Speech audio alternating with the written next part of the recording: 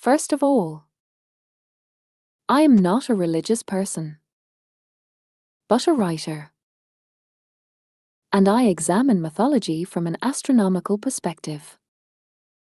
When I was a child, I would borrow a dictionary and look at the names and descriptions of the gods in it and indulge in my fantasies. But for some reason, I always felt like the myths of my hometown lacked their local appeal. Another reason was that one of my dreams since childhood was to become a writer. So to achieve that, I wanted to depict things properly, rather than just filling in the gaps with fantasy. Finally, even though my beloved's hometown was supposed to be connected to the rest of the world, it somehow felt disconnected. I think I wanted to find that connection. I'm always drawn to pure love stories. Eros and Psyche, although it's hard to call it a myth, since it was written by a Roman writer. Maponos, Angus, and the Swan Maiden. But when I looked closely at the ancient layers, I found that none of the gods were barbaric, and pure love stories far outnumbered them. That was a very happy discovery for me. It was a Japanese researcher who taught me the astronomical interpretation style. But it's still a fairly minor field even in Japan. But the symbols and appearances are the most consistent when you consider where they came from. So the first thing to consider is whether the gods' role, season, and symbolism match the astronomy.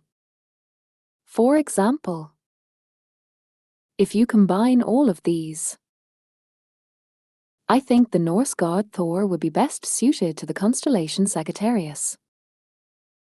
But I'll talk about that in a separate article. Intuition doesn't come without knowledge. So I guess it's intuition based on knowledge and logic. I combine various theories: astronomy, symbols, historical events, natural disasters, and ethnic migrations. And when I step back and think, hey, maybe it was like this, I get a sudden flash of inspiration, a sense of intuition. And it's really exciting. It's something that happens within yourself, right? When I'm twisting my logic around, I can make it all add up. So I think, maybe A is right. But then I take a break or look at a picture in a book and realize, oh, this is B. From there, I start comparing the answers bit by bit, like solving a puzzle.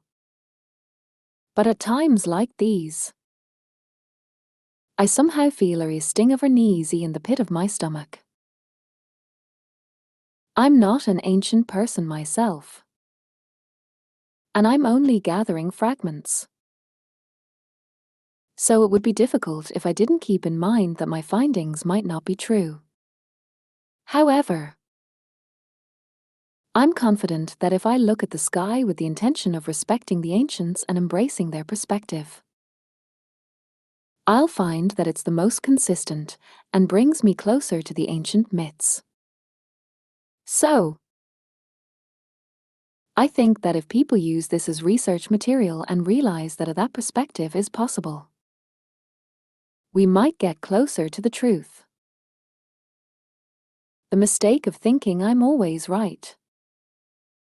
I would never do that. But personalizing or over-glorifying the local gods is a problem, rather than an answer. It's the result of my speculation. But I can't say it's the correct answer to the myth. It's a story born from my own interpretation,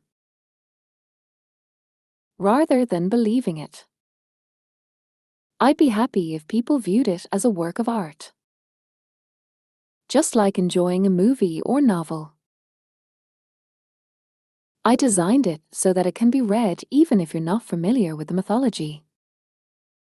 But if you are familiar with it, it can be enjoyed in a multi-layered way. I was conscious of creating something that would be moving from either perspective. A worldview that seems to be alive with mythology, but not some weird spiritual world. Something that is grounded in reality. I'm not a religious person. Right now I'm writing a work that focuses on the Holy Grail legend and Wolfram von Eschenbacher's Lohengrin from a Breton Celtic perspective, with an emphasis on Amharic mythology. Obviously, you don't need to know the details of this work either. I hope you'll enjoy it casually as fantasy and mythological entertainment. It depends on the story. But for now I'm focusing on romance, though the romance element tends to be weaker. What did the people of that land value? Fear and respect at the time? It would be wonderful to be able to go back in time and discover that it was the right answer. Or if the gods themselves could confirm it to me. But that's impossible. What I would call likely evidence is the arrangement of the stars in the sky. Cultural similarities. And the wisdom needed to survive in that area. The imagination part is: what did ancient people feel and how did they attach meaning to it? I don't think their sensibilities of ancient people and modern people probably differ much.